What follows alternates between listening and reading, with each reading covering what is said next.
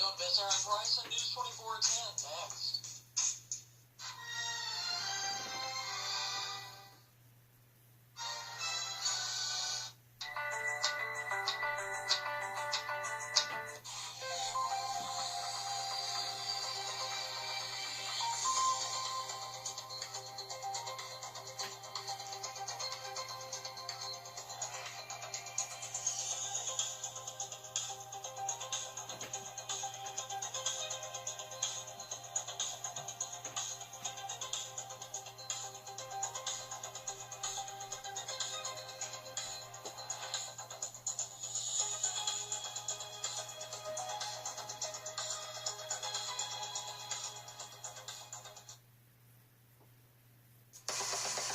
Live, Little Egypt's breaking news source.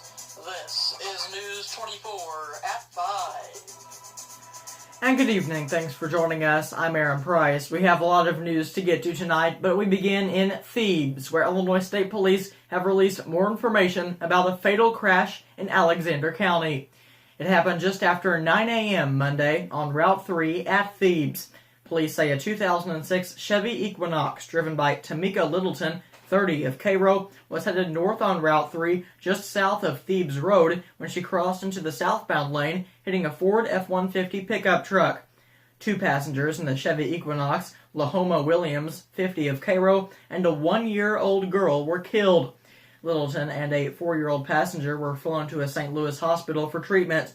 The driver of the pickup truck, Michael Wilson, 64 of Fancy Farm, Kentucky, was taken to an out-of-state hospital.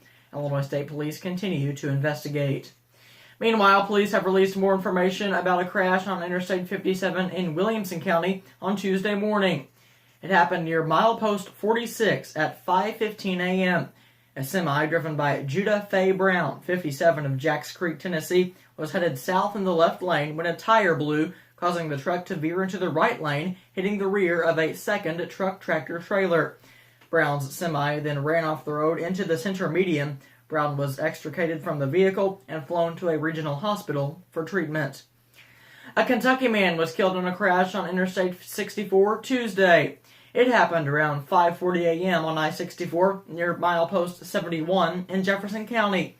Illinois State Police say Eric Daniels, 37 of Mount Vernon, was pulled over on the shoulder of the interstate when a Freightliner veered off the road, sideswiping Daniels' car. The Freightliner continued off the shoulder and hit a tree. The driver of the Freightliner, Fakur Kathleen, 30 of Louisville, Kentucky, was pronounced dead at the scene. Daniels was not injured. The final autopsy results for a well-known former radio host found dead in Paducah, Kentucky, have been released. The cause of death for 79-year-old Rafael Ray Taliaferro is hypertensive cardiovascular disease with a probable contribution by hypothermia and environmental exposure. No foul play was indicated in Taliaferro's death.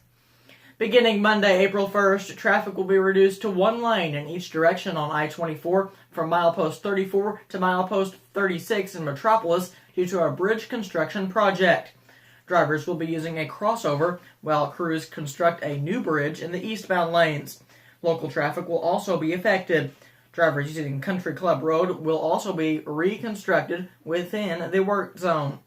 Country Club Road will be reduced to one lane and closed for durations during construction of the structures.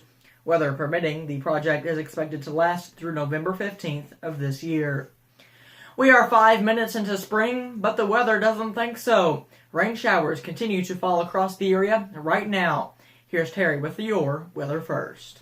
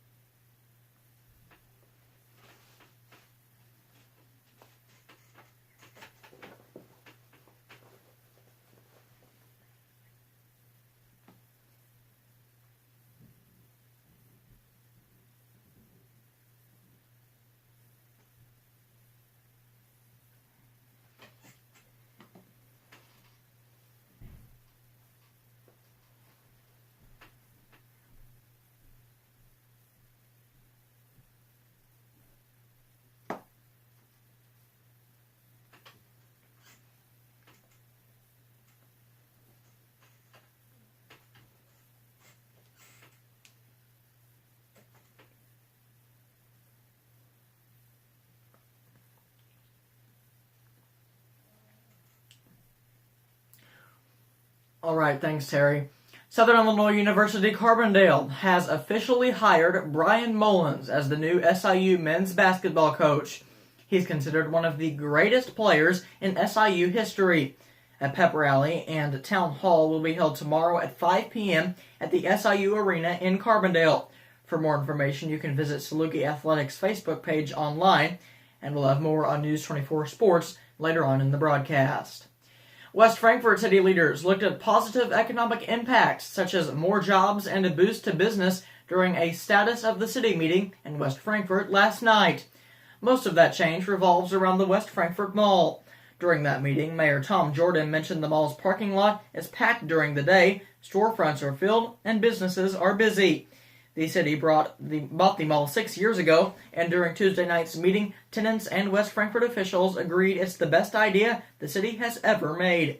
Steve Sawalich moved his business, Advanced Hearing Center, into the mall nearly 20 years ago.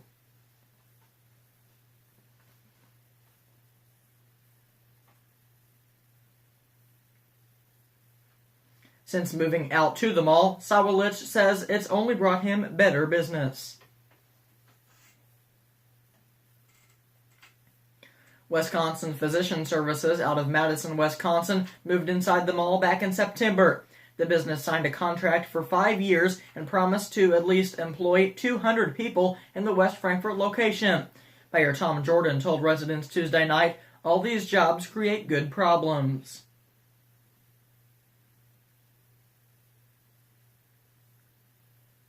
The money for those upgrades and fixing the intersection in front of the mall would come from a grant from the Economic Development Administration. By the end of this month, the city will know if they will be granted almost $4 million to update the mall and the intersection leading into the mall. Jordan says if the city receives the $4 million this month, residents and tenants will start to see changes to the mall and the intersection later this year. Another business that hopes to benefit from additional traffic in the area is Quest Fitness. The 24-hour gym will be built behind the mall on Strawberry Drive. The brand new 10,000 square foot facility is expected to cost $600,000. The business would bring 14 new jobs to West Frankfort.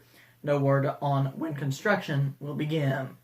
And much more local news, sports, and weather is coming up next on News 24 at 5. But first, here's a look at your national headlines.